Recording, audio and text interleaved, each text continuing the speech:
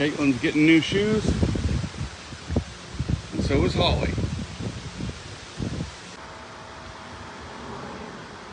As we're working on this 97 Trans Am, can't really take it out and drive it if your tires look like this. They're ready to just fall apart. Lots of dry rot. So we're going to get brand new tires on this. Brand new tires on the 25th anniversary Trans Am. These tires don't have a whole lot of miles on them, but this car was sitting for almost 5 years. So flat spots all the way around. It's going to ride like a brand new car once we get those on there. After that, it's new cats and a paint job on this 97 Trans Am. Name this one Holly.